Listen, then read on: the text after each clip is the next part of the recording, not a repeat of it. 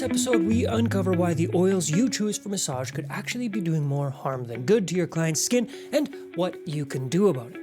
Welcome to The Conscious Practitioner, the podcast helping massage therapists align with purpose, create deeper client transformation, and evolve your practice even if you feel stuck.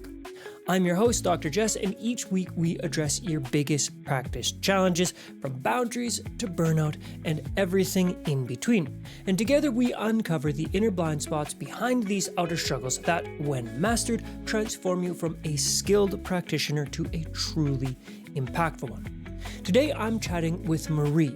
Now, she is a microbiologist and a skin health expert. In today's episode, you'll discover how common massage oils could be clogging pores and irritating sensitive skin and what to use instead. The surprising link between skin health and environmental factors like the quality of air and the detoxification process, and why integrating antioxidants into your practice could genuinely revolutionize your client's skincare. Marie shares her expertise on how practitioners can make informed choices to ensure their clients leave the table with glowing, healthy skin. So with that, let's dive into this awesome conversation with Marie. Before we get into today's episode, I'd like to introduce our sponsor, Jane, a clinic management software and EMR. Now, the team at Jane understands that clocking out from the clinic, well, it doesn't always mean you're clocking out for the day. Instead, it's often the start of charting long into the evening. So with time-saving charting features like custom smart narratives, chart duplication, and dictation, Jane helps you finish charting your patient's notes during work hours, not after hours. And to save you even more time, you have access to Jane's chart template library that's fully stocked with pre-made templates that have been generously shared by practitioners in the community. You can even customize them further with charting tools like side-by-side photos, checkboxes, and range scales. To see how Jane can help you free up your evenings from admin tasks, click the link in the show notes and book a personalized demo. But if you're ready to get started, you can use the code AIM1MO at the time of sign-up for 1 month grace period applied to your new Jane account.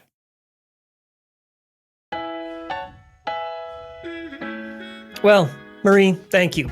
I'm excited about this conversation because skin is it's the thing that manual therapists work on every single day. And I've taught anatomy and physiology at several different colleges, and I can tell you that the skin module is super short. And essentially it's like memorize the layers of the skin. Done. And then maybe in a comprehensive program, there's this little blurb in pathology about, and here's what shingles look like. Kind of. But what I'm getting at is the education for massage therapists, manual therapists, osteopaths, acupuncturists is so minimal on the skin, which is bizarre because this is the stuff we're working on every single day. And how many times does somebody actually look at their back? Like, we're the people who get to see somebody's entire skin system, and we're rubbing stuff all over it. So I'm super stoked to be talking to you about the skin in general and within the context of like why it matters so much. So welcome and let's jump in. Thank you. Thank you for having me today. I'm really excited to be here. Yeah. So if we were to start with just talking about assuming that people are listening and they've got some baseline awareness of the skin, right? Like they understand the epidermis and the dermis, like baseline anatomy. We can leave that out. Beyond that, when we talk about people who are putting stuff on other people's skin all day, every day, what do you think is like one of the most important things that they understand about that? You know, we take our skin for granted. We really do. And we have to, as therapists and people who are in touch with skin all day, every day, we need to be able to recognize that touching someone and touching their skin it's something that's very vulnerable, right? Your story, a reflection of yourself, your inner health, your lifestyle, your everything is written on the skin, and everything that's going on inside is really reflected outside of the skin. I think it's important to recognize that whether we are encountering a healthy skin or whether we are encountering diseased skin or skin that have disorders, there are things that, we can do in order to improve it. It's just a lot more complex than just applying, an oil or a cream on the surface of the skin. Now we know a lot about skin, how it functions on a cellular level and a molecular level. And the greatest discoveries in science and in dermatology have really enabled us to understand the skin better and how it is truly a reflection of our inner health. Yeah. Yeah, I find the idea of dermatology, of course, I'm not a dermatologist, obviously, but I've been in the world of skin for quite a long time. One, because I work on it, but two, it's been a big issue for me in my life, right? Like between random outbreaks of eczema and rashes and acne all throughout my adult life. And it's been like this ongoing, oh, this is super frustrating. So I've been pretty deep into it. What I found so fascinating is up until very recently, and quite frankly, even in our current day, the vast majority of the time you go to a dermatologist and they're like, yeah, just put some steroid cream on it. Off you go. Because it's like so complicated. It seems it's so complicated that it's like, we don't know. You got eczema? Who knows? Throw some steroid cream on it because that's the best we got. But what I'm hearing you say is if we take sort of this multifaceted integrative approach, then maybe there's a little bit more insight into what's actually going on with the skin. Yeah. And there's also, everybody is so different. My first degree, Jess, as you know, is I'm a microbiologist. So for me, whenever I have someone in front of me, I am trying to figure out like how their DNA actually impacts, their skin and the skin health. So what a lot of people don't know is that a corticosteroid cream is only meant to be used on a very short-term basis because corticosteroids will reduce inflammation, but they also slow down healing. And this is something that is very important, right? So this is why when people become dependent on corticosteroids too much, the skin is never able to heal, even though the redness and the itchiness kind of goes away. When we have someone with eczema in front of us, it's important to realize that eczema is multifaceted. Of course, there's a genetic component to it, but there's also things like air quality, how hard or soft your water is, what you're using in terms of laundry detergent, the fragrances that you're staying away from as well. It's usually people who have eczema, we need to be really careful. I have it myself, so we need to be really careful, for example, with wool or mohair or what we wear on our skin, because anything can be a trigger, including some certain foods. Certain foods will go and trigger, eczema, not flare-ups as we call in derm. So eczema flare-ups, which are very uncomfortable. And I always say, when someone has eczema in a family, everybody has eczema. Like you need to change your whole kind of environment. You need to adapt your nutrition. And then you need also to be able to find, which supplements are going to be appropriate to reduce the inflammation, but also recently we've learned that what we've known for a long time is that inflammation is kind of the root of all evil. It's at the base of depression and, skin diseases, rosacea, psoriasis, eczema, heart disease. And there's a topic that's really hot right now in dermatology, and it's the gut-skin axis, gut-skin-brain axis. So having and finding a good probiotic has been very, very beneficial for a lot of our patients because reducing inflammation in the gut actually is linked to an improvement in inflammatory skin conditions. I mean, I've certainly seen the same thing in myself, right? Like my way of describing it when I teach integrative medicine principles is everybody's got a weak link, so inflammation is going to pull on their weak link. For some people, like me, my weak link is skin. As soon as I start to get inflammatory stuff in my gut and digestive system, it manifests within skin. But for other people, it might be muscle aches. For other people, it might be brain fog, right?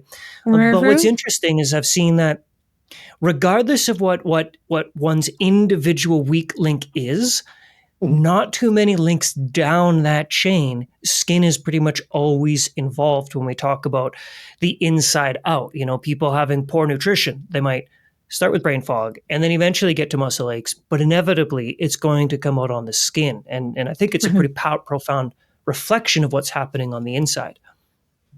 Absolutely. Lifestyle is huge. I can tell when someone comes to see me if they're smokers or not. I can tell right away. Mhm. There is a grayish undertone to the skin, like an oxidative stress, right? So this is why we want to have, you know, antioxidants in our supplements and Mhm. antioxidants in our nutrition as well. But you see that kind of grayish undertone of the skin.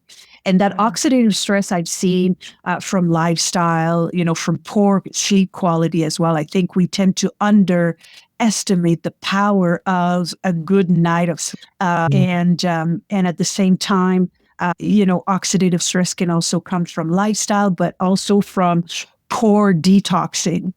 So this is something that is very important. We know for a fact, and this is something that is published, that 50% of the population have a mutation in the MTHFR, like of the MTHFR gene, which is a detox gene. So people who are not detoxing properly will tend to have more swelling, more redness, puffier looking, and also more oxidative stress because they are not able to properly detox.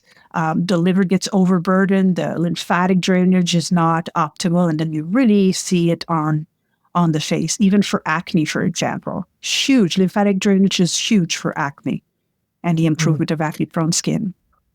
Well, I mean, there's a lot of threads. There's a lot of threads in there that I want to pull on. One that I want to pull on in particular was I've got a couple mental pins. We'll talk about oxidative stress, sleep. I mean, beauty sleep, right?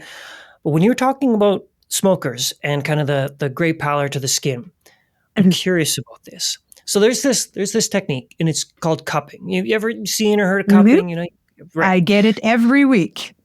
Beautiful, beautiful. Okay, so It's, you know it well. Now there's this interesting thing. So I've taught cupping for years and years and years, and yeah. every once in a while, when you're cupping, the oil turns gray. And it's like my first thought was maybe this person just hasn't showered in a little bit. But I started asking Right. questions, without being rude. It's like, hey, listen, don't mean to be rude, but when was the last time you showered? And it's Yeah. like, this morning. So okay. But it's common, and it tends to be more common in smokers, but it's not exclusive to smokers. And Is honestly, that? the oil is gray. So I'm Uh-huh. curious about that. What do you think? I mean, we can hypothesize. If you have like a Yes. scientific answer, great. But if even if you have a hypothesis, I am super curious. Yeah, it's oh my goodness, this is such a great question. What I can tell you, like you said, I haven't done a clinical trial to test and then, to take a little bit of the sample of this graying oil and then analyze it with chromatography and everything. We haven't done that. What I can tell you is when I do a facial or I do a treatment on a smoker, I can smell them, of course, if they're like kind of hardcore smokers. But when we do, for example, like a deep pore cleansing, we unclog pores. We can see that the sebum is ranges anywhere from like gray to black to kind of an oxidized like yellow mustard, like a nicotine, like the color that you get, the color that Yeah. smokers get. Like we see that in their pores, literally. Another thing, yeah. So if we see it here, chances are, we're detoxing through Mhm. our pores. So chances are we're going to see that as well. So that makes a lot of sense. There's another thing that I have noticed over the past, I would say 5 or 6 years is we're located in Alberta here, so Western Canada. One thing that has made a huge impact is forest fires. So when we get into like June and July and we start having forest fires, we are able here to see it, like we cleanse people's skin and literally you can see a grayish tone when you wash people's skin, and sometimes they're not even wearing any makeup or anything and you cleanse their skin and it's kind of this yellow mustard. When the air quality from forest fire, you look at the horizon and it's kind of Mm. this yellowish gray, like we find that on people's skin.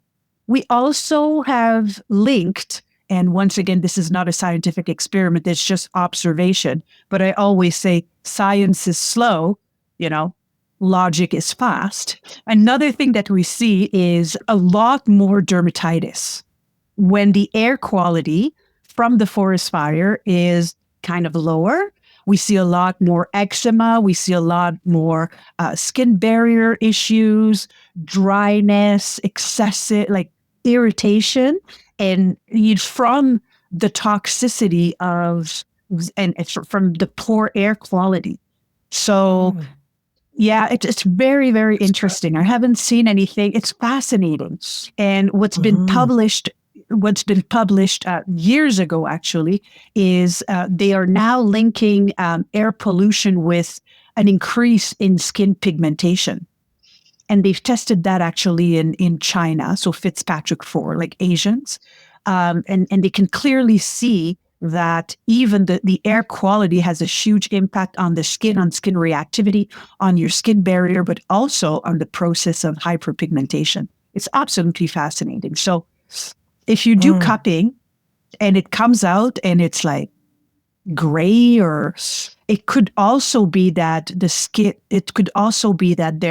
the air quality is poor and you're literally kind of drawing things out of the skin, or the oil is mixing with debris and toxic heavy metals. And so it could be that as well. That's super fascinating for a number of reasons, but with my background in traditional Chinese medicine, I can't help but go this way, because each organ in the body, we say, manifests some way, and the lung manifests on the skin, or like the skin is one of the organs connected to the lung. And I've always found that connection interesting, but it's never fully made sense. And the lung and large intestine and TCM, they're paired organs. So we got like this lung, large intestine, skin connection that we see that is like level 1 TCM theory. So as you describe this, it's like, that's fascinating. We're starting to see anecdotal evidence and scientific evidence that, hey, it turns out when you're breathing poor air quality, it comes out on your skin. And when you eat poorly, it also comes out on your skin. Fascinating. Is there? It really is. And once again, like you said, it's anecdotal, but when something repeats and comes back over and over and over again, you start to. That's it. And with anecdotal evidence, the whole N of one thing, I find you loosely hold it. I'm a fan of that. It's like you get enough people or experts like yourself who've got these anecdotes. It's like, okay, yeah, we're not going to cite a scientific study, but it's worth having in the back of the mind anyways. I certainly appreciate it. Now, one of the things that I found super fascinating during our past conversation was this. So I'm all about nutrition, inflammation, right? And I want to dig deep into that. But I eat like pretty spot on, of course. I get my sugar binges, right? I'm not perfect. But as I mentioned, I eat poorly, manifest on my skin. Awesome. But one of the conversations that I was having with you that was super duper eye-opening for me is I'm all about this inside out. And from what I'm hearing you say is, yeah, you agree. But what you brought to light for me is like, yes, but also outside in. So you were educating me and helping me understand that the idea that oxidative stress due to poor diet can manifest on the skin, and we can help resolve that by eating antioxidants and reducing inflammation from within. And also we can help deal with that by what we put on our skin, like going the outside in approach. So I'm curious about that. Can we dive into how application onto the skin itself begins to help resolve things like, be it acne or rosacea or even just typical aging, right? The oxidative stress. Yeah, absolutely. I always say there's only so many oranges you could eat in order to get, a 10% concentration of L-ascorbic acid in the skin. It's not going to happen. It's not. One thing that we need to remember as well is that the skin is like the last. It's the limit, right? Everything's going to get fed. Everything's going to be fed, and before it it gets to the skin. So what we want to have is, yes, we want to have something, like an internal approach, but it's not going to be enough, because we need higher concentrations of antioxidants topically, whether it's vitamin C, vitamin A, whether it's green tea, whether it's resveratrol. There's a lot of different agents that you can find in the market that when you apply, it's really going to help have that antioxidant effect. I'll always tell my patients, I say, so let's say if I'm a cell, right? And I have one job to do. And I want to do it as best as I can. If I'm on the side here fighting the free radicals, I'm doing 50% of my job and 50% of my energy. I'm fighting the free radicals there on the side in order to be able to do half of my job. That's not going to be very optimal. So you want to have topical antioxidants to be able to fight free radicals during the day, but also at night to repair the skin when the skin is in repair mode. You want to have a different set of antioxidant as well to go and repair the skin from the damage that it's been encountering during the day. So it's absolutely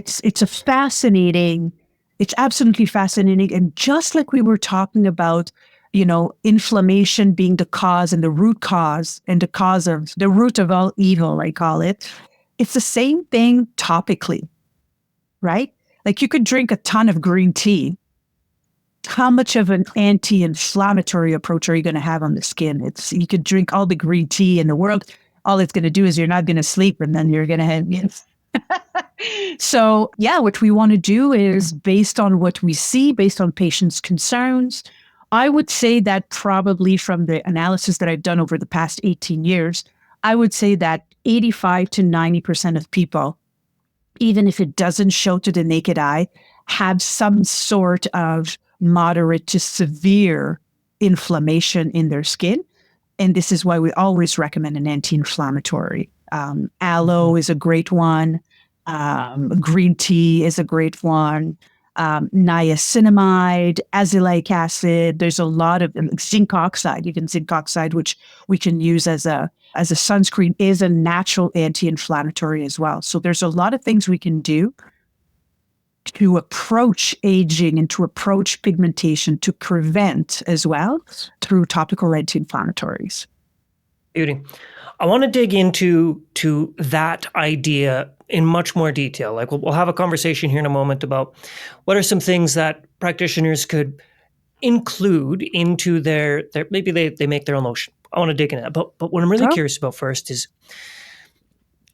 what I remember this one day. I was teaching at a massage college, and it was within the first couple months of school or something like that. One of the students, this guy, he comes in and he says, Hey, Dr. Jess, can I talk to you? And he's, kind of got that like embarrassed look. And we go into this little treatment room and he says, can you take a look at my back? And he takes his shirt off, and it was just neck to glutes acne. Like my eyes almost bulged. I'm like, holy jeez, like, wow, I've never seen anything like this. And I said, well, what happened? And he said, this has never happened before, but I'm pretty sure it was some of the oil because I got a massage 2 days ago and it started yesterday. And by today it's like this. And I'm like, oh my God. And reflecting on my own experience, I remember when I was in school, there was this one type of herbal ointment, and every single time I'd get a couple like cysts on my back. So this is something that we just kind of take for granted, right? A lot of practitioners are just like, I'll buy whatever. It's cheap and affordable, whatever, and I'll throw it on the skin. So what do you have to say about the idea of being more mindful of harmful ingredients that have the potential of causing a reaction like this? So it's not going to happen to everyone, of course, but there are a lot of massage oils out there that are comedogenic. Your olive oils, your castor oil, your coconut oil, unfortunately, can actually on the scale of comedogenicity, they're actually quite high. Can we pause and define comedogenicity? Yes, of course. I'm so sorry. It's the potential to. It's the comedogenicity is the potential to cause clogged pores.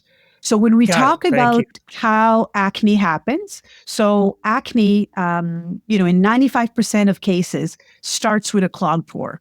So you get either an open comedone that looks like a blackhead, or you can get just kind of a bump, like no inflammation attached to it, but like a closed pore that is clogged. And this is the first step to acne. What happens from there, this is what we call non-inflammatory acne, comedonal acne. Okay. Then what happens is that there's a tipping point. So there are elements that can be involved in the development of acne. The first thing is hormones, of course. If you have stress hormones, sex hormones, or hormones are changing, you get an IUD in or whatever, the things that are shifting, it can actually, latch on, or the change in hormones can make the comedone, the clogged pore, inflame. Then there's a bacteria. So as a microbiologist, I get really excited when I talk about bacteria and acne. So there's a P. acnes, which is a type of acne bacteria that actually loves clogged pores because it's lipophilic. So it loves oil, and it's an anaerobic bacteria. So by definition, a clogged pore is an oxygen deprived environment. So there's that bacteria as well that's going to start to multiply. And then there's inflammation. Inflammation can also, from the diet, from exercise, from scratching, from having a body scrubber, any type of inflammation, whether it's self or whether it's, your sugar, your bad fats, your dairy, can create inflammation from the inside, and it can lead to acne. So when we see that someone has acne on their face, or we see that there's textural issues as well, like you can see, I would be really careful I would ask, are you prone to any breakouts at all? Oh, yes, I do get breakouts. Okay, so then I would make a different choice, like a grapeseed oil, or maybe like a grapeseed gel, or you can mix both, together to have a little bit of a better slip as well. So I would go, in the comedogenicity scale, so the tendency to clog pores, grapeseed extract is a lot less clogging than an olive oil or a coconut oil or a castor oil would be. So this would be my choice. If I needed to do a massage on the face, then that would be, my choice for the body. Mm-hmm. If I wanted to do a massage on the face, first of all, I would be very, very careful about not using additional oils on the skin, because people who have acne usually have more oils naturally. So if you add an oil to the face, you're going to get more congestion, you're going to get more acne in the future, or in a short or long-term future. So I would use something that's more to the likes of water-based, like a hyaluronic acid. Okay. Or like sense. A lotion, or something that's more water-based, so that you will hydrate, without clogging. So this would be, my choice. And it is my choice, actually, when I do like facial massage. It's not as fancy and it's not as therapeutic as what you do. But we do a lot of facials, we do a lot of facial massage, and we need to be really careful. I mean, in a pinch, another thing that can work is ultrasound gel. Interesting. It's kind of bizarre, to think about it, but ultrasound gel actually I've never seen anyone react to ultrasound gel. Ultrasound gel, there's no oil in it. And in a pinch, if you don't have a hyaluronic acid, but you have access to like an ultrasound gel, this is something that can work on the skin.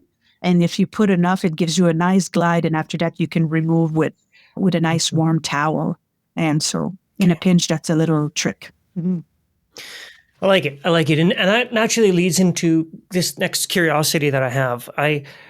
I'm a really big fan of making one's own gel or lotion or whatever they're going to put on the skin to a certain extent, because yet another horror story is somebody making their own beautiful herbal ointment. And it's like all of these beautiful herbs that seem to be perfect and putting it on a patient's skin, and it just creates an absolute nightmare. So there's this balance between, I think it's a really good idea to know exactly what ingredients are in the lubricants and lotions and oils, and also being mindful that you can cause problems. So for those people who are like, cool, I'm in, I want to make my own, let's like imagine a perfect recipe that's like antioxidant and it's got good glide and it's healthy for the skin and all of the above. How does that sound?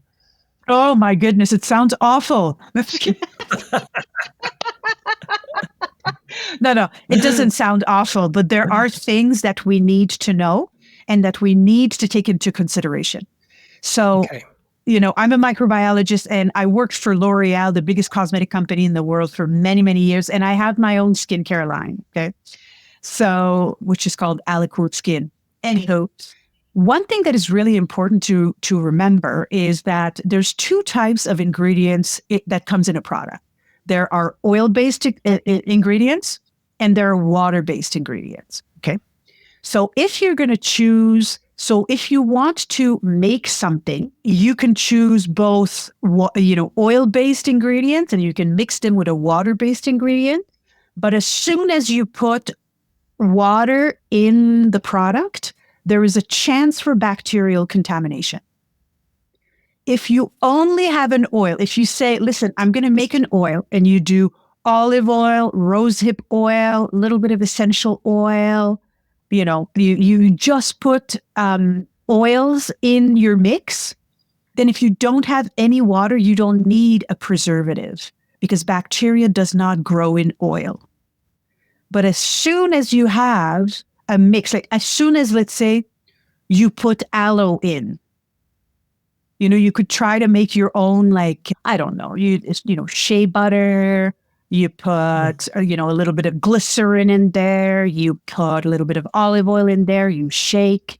As soon as you try to put something that is water-based, because you might want to put an antioxidant that's water-based inside of your product, you absolutely need a preservative system. Otherwise, it's not going to be stable and you risk, the development of bacteria and fungus and all sorts of stuff that can grow in there. And then it just becomes a little bit of a nightmare for yourself and for your client as well. So I'm not a super big fan of, when people come to me and they're like, oh, I make my own product. I'm like, there's a lot of things, if it's a facial oil and it's only a blend of oil, no problem. You don't want to keep it for too long, like I would probably, you could probably keep it fresh for like a month or two.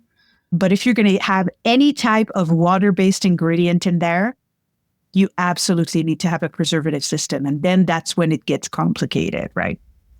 Because you're talking about like phenoxyethanol, you're talking about so then it becomes less natural and more like you absolutely need to put a preservative in there because otherwise, yeah. Okay. That's fascinating because a lot of the home recipes that I'm aware of, they're largely oil-based, like you'll start with like, I don't know, fractionated coconut oil base or a grapeseed oil base, or I've heard of apricot oil. And it's a couple different oils in there. But one of the things when it comes to working on the body is you want glide, but you also want grip.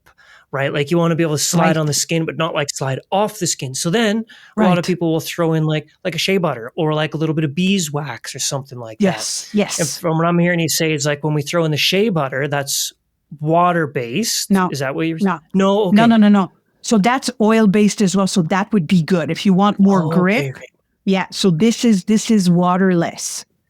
So there's no problem. If you add shea butter, no problem. If you add aloe, or water, or rose water, or orange flower water, or things like that, or hydrosols. Hydrosols, I don't know if you've heard of them. So hydrosols are like water-based distillate of essential oils. Oh, okay. I'm with you now. Like a rose hydrosol. Then you're introducing water, so potentially if there's a bacteria that's hanging in there on your hands, or in the jar that you're compounding all these things in, it could lead, it's problematic. Okay. So let's play with this previous recipe, which is just a vague recipe, but I feel like it's missing an antioxidant. And when we talk about things that we can put on the skin that has sort of this outside in effect, from what I'm understanding through this conversation, is an antioxidant would be a darn good thing.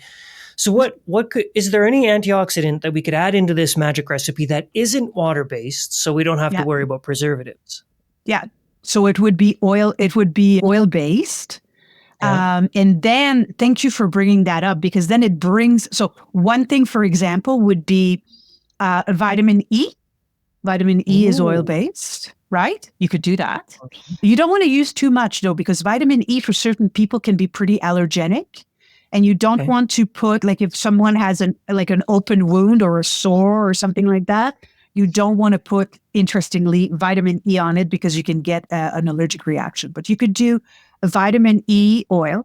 You could do a vitamin A as well. Vitamin A is oil soluble. So you could do a vitamin A. You could do a CoQ10, Interesting. right? So coenzyme Q10 is soluble in oil. So, but please do not use, so there's a difference in my world between food grade Mm-hmm. and cosmetic grade. So I've Mm. had, years ago, I had a patient, she did her own kind of little facial oil, and she said, and Marie, I went to Costco, I bought myself some CoQ10, and then I took a little needle and I squirted, I squirt the CoQ10 inside of my mix, and then she developed this Ooh. contact dermatitis. It was red and inflamed and bumpy and itchy, and it lasted for a long time. And that's because she had put a food grade CoQ10 in a topical product. So if you're going to go for, an antioxidant that is oil based, I would highly recommend that you get a cosmetic, Mm-hmm. a cosmetic grade. You can find, there are some places online that actually sell the individual ingredients. So you could definitely do that. But yeah, so I'm really, you really need to be careful. appreciating this. Yeah, because it's like there's this balance that I'm beginning to feel here, where we need to understand that the skin is wildly important. It's a reflection of what's going on in the internal environment, and it turns out that we can affect the body by putting things onto it. We went through that when we're talking about putting some sort of random oil and a person having breakouts, face being more prone to it. But then there's this other thing where it's like, okay, well then what? Like I'm working with these oils every single day. I'm putting these oils on my hands every single day, so I want to know what's going to be getting in my body. But also, there's like this delicate balance between, hey, if you're making your own stuff, you actually got to be pretty mindful about it. You can't just like willy nilly throw a bunch of random stuff in there, right? So it seems like Um, it's just a sticky place to be in. Well, yeah, and there's another thing as well that I've seen quite a bit from patients. Patient tell me, Marie, I have dry skin. Like I feel my skin is pulling, it's flaking, it's like really irritated. Like it pulls, throughout the day. So I bought, or I made myself, but let's say I bought like a facial oil, like an olive oil or something like that, like a facial oil, from Sephora or whatever. And they're like, I'm still dehydrated. I'm still dry, Marie. And one of the things, and it's actually a myth. It is a myth that oils hydrate. Hydration is related to water content of the skin. Okay. That makes And sense. That makes and sense. actually, oils actually repel water. So if you use, if the balance, if your skincare is too heavy in oils, you're using too much oil, you're never solving the problem, you're never feeling very hydrated for very long, you need to introduce ingredients that will bind water, because a healthy skin barrier actually has, some water, but it has some oils. So it needs to be a blend of both, not just the oil or not just hyaluronic acid. You need to kind of have that balance. And a lot of people think, oh yeah, I'm just, my body is so dry, I'm just going to put an oil on it. And sometimes it's not a long-term solution, because if Right. you want to restore the skin barrier, you need water and oil, not just oil. I mean, that makes sense on a number of reasons, like to hydrate your skin, hydro literally water, but also chapstick. Like I'm pretty confident every time my lips get a little bit chapped, this time of year it's getting dry, I put chapstick on and it's like it gets worse. Feels great for Yes. like 20 minutes and don't get me wrong, it's a great 20 minutes, but then it feels like, well, now I'm stuck in this cycle. Or if I don't put it on every 20 minutes, I'm going to get cracked lips. But if for Yeah, some reason I don't have chapstick around for a couple days, then miraculously everything seems to be okay, right? So it's like a weird exactly. counterintuitive thing. So the skin is also very smart. So this is a super good example that you're giving us, Dr. Jess, is, like, so a chapstick or a Burt's Bees, right? So you're going to get your beeswax, which is which is an oil, right? It's a type of oil. You're going to get some glycerin in there. You're going to get that. So you apply it, you get an instant comfort. But remember, oil repels water. So what's going Mhm. to happen is after 20 minutes, the oil is going to not do its job anymore, and then your lips are going to be cracked and chapped because you basically took the water away. And then when you don't use it, your body is smart and your skin is smart, and it starts to produce its own natural moisturizing factors that are molecules and ingredients naturally present in your skin that are going to bind water. And so then it will, it will come back after a while. This is what happens as well when we fly, right? So we go in a very, very dry environment that is like a plane, is like there's no humidity in the air at all in there. So this is why when we come back from flying for 2 or 3 days, like we have really, really dry skin because all of a sudden, the body's like, oh my God, I need to start producing more natural moisturizing factors in order to compensate for the dehydration that was experienced in altitudes, and on the plane. So it's very, very skin is very, very finicky. It's a Mhm. very, very it's a very subtle balance, and it's different for everyone. Yeah. Yeah, that's the part that I really appreciate. I'm a big fan of individualized medicine. Like it has to be that way. But also it's kind of like, oh man, that's hard. That it's so challenging for some people who have skin issues, right? That Mhm, does require a lot of very specific interventions. mhm, And mhm. this might seem like a bit of a non sequitur, but I'm quite curious about this because between meeting you in person and having excuse me, and having a session with you and through this conversation, like you're super passionate about this. And Yeah. knowing your background in microbiology and now moving into the skin, I'm really curious about that passion. So if you're comfortable with it, I really love to hear about why you're so passionate about this and how you keep that zest. Good gracious, you seem super excited and Yeah. passionate. Yeah, always, always. It's when I started Skin Science 18 years ago. I'm going to tell you, Dr. Jess, when I stopped worrying about my bottom line and I started doing what was right for patients, even if it meant that I need to, not treat or send them home with a sample, or my internal ethical compass is extremely strong, and my desire to accomplish whatever God and the universe, or whatever is Mhm. out there, watching over us. I am i am i really want to make sure that I develop my gifts and that I put them to good use. And this comes back to actually 9/11. So during 9/11, I was living in Washington, D.C. I was working at the National Institutes of Health, and when 9/11 happened, it was a big wake up call for me because I was doing research in the best research institutes in the world, having plenty of money, doing fantastic research surrounded, and I was completely empty inside. I was doing the work, I was doing it very well, but I was not making really a difference, in the world. So that was a big wake up call for me. And I remember thinking to myself, wow, I could have, like, literally 18 hours before 9/11, I was like in front of the White House, visiting, museums and stuff like that. And it was just so bizarre. There's no coincidences. So I thought, you know what? I could have died yesterday. Mm. And this hit me very, very hard. And I decided that, you know, I wanted to make a difference in the world because I did not want to die without having made a difference in even one person's life. And that's where I kind of looked inside and I said, okay, what is it that I love? What is it that I could wake up every day and, be thankful and be happy. And so, yeah, this is what I decided to do. I worked for L'Oreal, and then I moved to Calgary, and then I started my own clinic. And you don't need to see the whole staircase, right?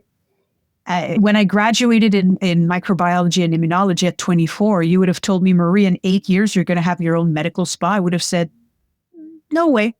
There's no way that I'm going to have my own medical spa. And if at 32, you would have told me, Marie, in 10 years, you're going to have your own skincare line, I would have said, no. So I think finding your why and implementing it and being fearless is the key. We don't have any time to waste. There's no time to waste. I really appreciate that story. Thank you for sharing it. And there are a few points in it where goosebumps, and a few that stand out was, I imagine you're working at NIH, right? National Institute of National Health. Yeah. Yes, NIH. of health, and so it's NIH. It's a prestigious position, right? Like on paper, this seems pretty good. You're working in industry. You're probably making okay money, and then there was that moment, right, of like, I wanna actually do something. And part of the reason I love it so much is that's actually a good part of why I do this podcast, is finding the thing in this world that really makes you feel like I'm contributing, like I'm following my purpose. And there was the eye-opening moment, right? 9/11 is happening and you're thinking like there's not a moment to waste, but I'm curious about like, how did you know? Like, how did you know the next step? Like you said, we don't need to know the whole staircase. We don't need to see it all, but what was it about, like, okay, I'm not going to do this, but I'm going to do this, if my question's making sense? Like, how did you have the courage and the wherewithal to actually take that step? It's a very, very good question. So you don't need to see the whole staircase, but when the next step is clear, you need to act. Mm-hmm. And it's almost like a fog that lifts. It's almost like something happens and you're like, oh, this is where I should be going. But then you need to implement, because if you don't implement, you're going to be stuck where you are and you're going to be miserable and you're not going to make a difference in the world. And I really, truly believe that, if God and the universe had given you a gift or multiple gift, it is your responsibility to, it's like a flower, you can pluck it and then it's going to die, or you can nurture it and love it and cultivate it so that it becomes, beautiful and it makes other people happy, whatever that looks like. So you don't need to see the whole staircase. So what I did is I said, okay, clearly something happened. It was an event. I don't want to die without having made a difference in the world. What is it that I like? So I liked skin because I always had problem skin ever since I was a young adult. I had adult onset acne. I wanted to help people with that. I love to educate. I love to do public speaking. I am a creator. I'm a science girl, but I love to create. For me, creating is just, it's absolutely amazing. Like like the possibilities are completely endless. So I said, okay, this is what I want. I want to teach. I want to be in skin, and then I went online and I found this job for L'Oreal, medical relations and training director for Vichy and La Roche-Posay, which are two skincare lines that are worldwide, very well known. And this is how I started. So I didn't know that I would end up, 25 years later, here I am, right? 50 years old. I'm in business. I have, a great skincare clinic with a great reputation. We change people's lives. We've developed expertises over the years that have added on to one another. And then I'm like, you know what? There's this product here. It doesn't exist. And my patients need it. Let's create it. Let's find a lab and let's create it. And you can do whatever you want. So some people are very, you have to be bold. You have to be bold in your approach. Have I failed? Holy, of course. I've failed more times than I've succeeded. But you either win or you learn. And so, I'm fearless because I'm 50 years old. Time is running out, and I still have a lot to share. Right. Yeah. Yeah. Once again, there's a lot of threads that we could pull on that. But what I'm really hearing is you had this passion, and even if it wasn't a passion at the time, if it was an interest, and you just did it, you just followed it. And my experience with people who have had success in their life, and I want to be very clear when I talk about success, I mean success in their eyes, not whatever my definition is of success, but individuals who are fulfilled in their life, that they have meaning and purpose, and that they are maybe monetarily successful, but nevertheless, one of the characteristics I see very often is taking action, is just doing it. And like you said, failure, oh God, like if you're going to fail over and over and over and over and over and over and over again. And I suppose that's the next criteria for success that I'm getting from your story. It's like, you're going to fail, but keep going because it's worth it. Yeah, you're going to fail. So what? Yeah. Fail fast. Yes. Fail fast and then get up, like it's so important.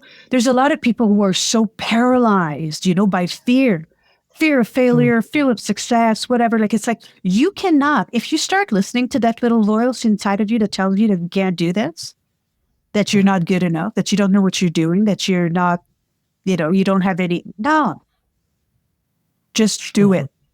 Don't think about it too much. Just do it. Just go. And another thing, a lot of people are like, Marie, how do you do it all? You have your clinic, you do public speaking, you have your own skincare line.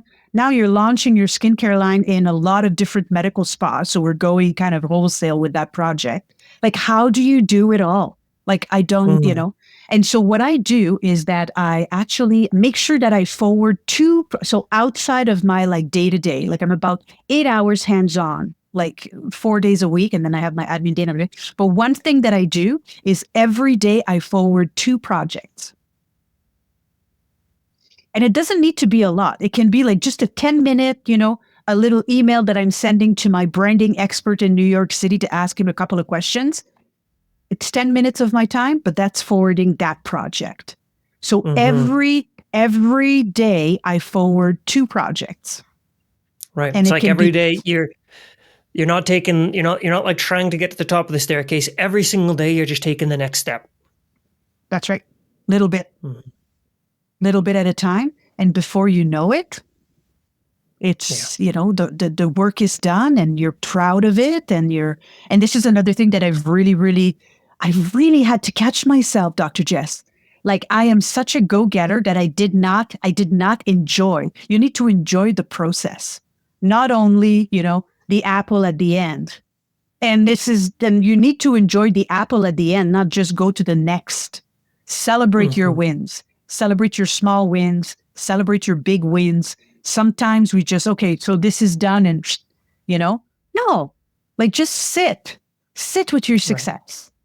Right. It's so important. Sit with your success. Congratulate yourself. You did it. Well done. Enjoy. It's like we all know the saying, right? It's not the destination, it's the journey. And it is the journey, but you know what? It's also the destination. It's both of those things. Yeah. Oh, absolutely. Absolutely. It's the destination, because some days you'll be excited about the journey and some days you won't. Some days you go in and you're like, wow, but then you think about your destination and you're like, okay, this is one day I had a less than stellar day and it's okay. But it's the why, like the destination and how that destination fits inside of your global why is, it's really, it's very, very powerful. Yeah. Really. And it's really interesting to hear you say, because the steps that you're describing are, they're classic, right? Like, there's nothing revolutionary about identify your why, figure out what you're passionate about. I'm not a fan of follow your bliss. In fact, the guy who said follow your bliss, he said it should have been follow your blisters, right? But follow your curiosities, take the next step, right? Like, there's all these little things that you're saying, and they're very simple in theory, but they take a lot of courage and they take a lot of wherewithal in practice. Yeah. And one of the things that came up as you were saying that was imposter syndrome. Like as people Yes. continue to take these steps and they get a little bit bigger and they get a little bit broader and they start to build a reputation. I hear this all the time with the people I work with, the coach is, I feel like imposter. My opinion is perfect, because if you're feeling imposter syndrome, that means you're at the edge of your capacity. Because there comes this point where you're like, I just can't do it. And that's when you're over the line. But when you got imposter syndrome, it means like you're there, you're pushing it. So long as you're not actually being inauthentic and fake, right? And it's just part of the process. We all feel it. I mean, I've talked to multi-millionaires who are super duper successful and they're still like, I have no idea what I'm doing. And I feel like an imposter half the time. It's just part of the process. Mm-hmm. Oh, there is so much vulnerability in that, Mm-hmm. and that's another piece of the puzzle. Yeah. So you're going to be like, oh yeah, I can't do that. Or, I don't know. I think that, there are steps in what is perceived as you're perceived as a successful person. There are steps. I think one of the step is the imposter syndrome step, that you need to get over that. The other step is mastering emotional regulation, not to be triggered by everything that comes your way. Because if you get triggered by everything that comes your way, you're going to be miserable. You're going to burn out. You're going to, so really, seeing things for what they are and not putting meaning to them and saying, is this worth me getting upset over? Is me getting upset over this going to change anything of the outcome? So that emotional regulation. And another third thing is when you start having enemies. When you start having enemies, you're doing something right. Mm-hmm. Because your enemies very often will be jealous. They will be envious. They will think that you don't deserve the success. You don't deserve the profit like it's just, and it's like, once you start having enemies, you're on the right path. Yep. I would agree with that. I would agree with that for sure. It means you're also doing something new too. You're doing something unique. Yes, that's right. Oh, they misunderstand me. Let them. Mm-hmm. Let them. That's part of the emotional regulation. And it's really important. We've been going at it for about an hour now, and I'm pretty sure we could go at it for another couple hours, because I feel like once you and I get chatting, that's it. But I want to mention a few things, because you did mention throughout our conversation your skincare line, and I'm not usually the type of guy who's like, let's promote something, but I honestly gotta say, for anybody who's listening, I got super sensitive skin and have been dealing with skin stuff for pretty much my entire adult life, and genuinely a game changer. So I just want to say thank you for following that intuition and that perceived need, because for me, it's made a huge difference. And anybody listening, seriously, you got to check Marie's stuff out. It's 11 out of 10. Awesome stuff. So thank you for doing that. Oh, Dr. Jess, thank you so much. And you know what? For me, I was coming here today and I was not going to promote anything. I just wanted to share my heart, come with like vulnerability and authenticity. And, the skincare line is just, it's but on it's a the game side. changer. So I had to say something about it. I'm a little bit biased. So, thank you for saying that. Yeah. And I got this closing tradition at the end of every episode. What I do is the previous or one of the previous guests, they fill out a form, and it's an anonymous form, so we don't know who this came from. Well, I know who this came from, but they leave a question. They leave a question for the next guest, and the question has something to do with a struggle that they're going through in their professional life, maybe a crossover. And the whole idea is, I'm going to ask you this question from a previous guest and give your thoughts, advice, and suggestions. How does that feel to you? All right. Just go. Let's go. All right. So the question is whether or not to truly scale down my clinical practice to pursue another venture more full time. More importantly, when will I know I'm ready to take the leap?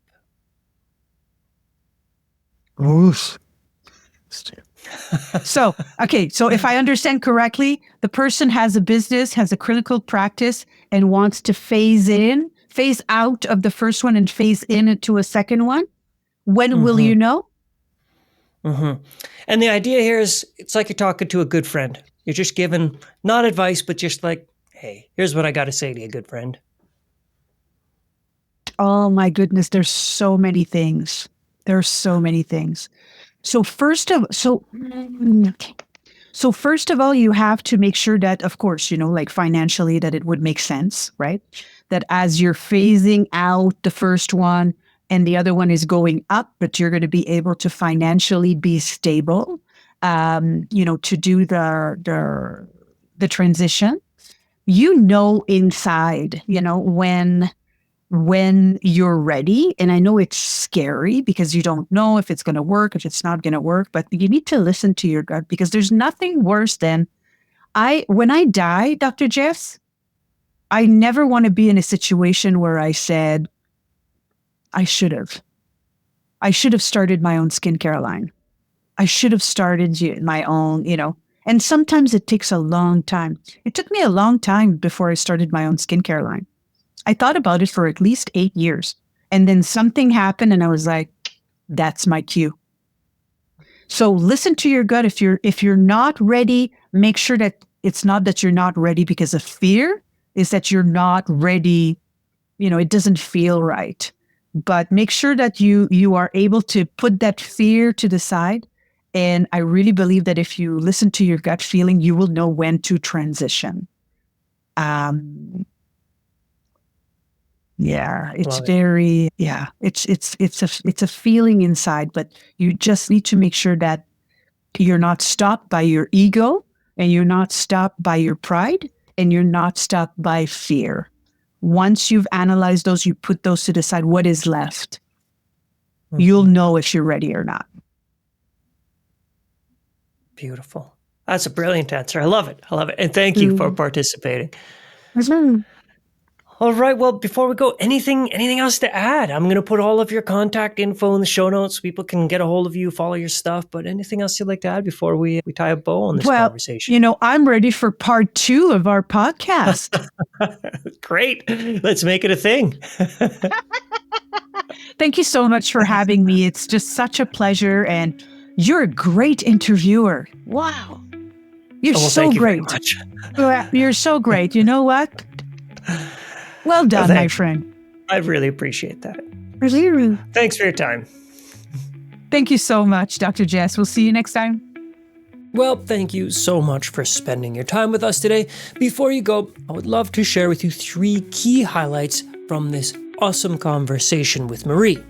Number 1 is be mindful of the oils you use. Some common choices may indeed clog pores and irritate sensitive skin, so switching to more skin-friendly options can make a big difference. Number 2 is understand the science behind skincare. Balancing oil-based and water-based products is key to maintaining healthy, hydrated skin. And 3, think about skin health holistically. Factors like air quality, nutrition, detoxification, these can all impact your client's skin and overall well-being.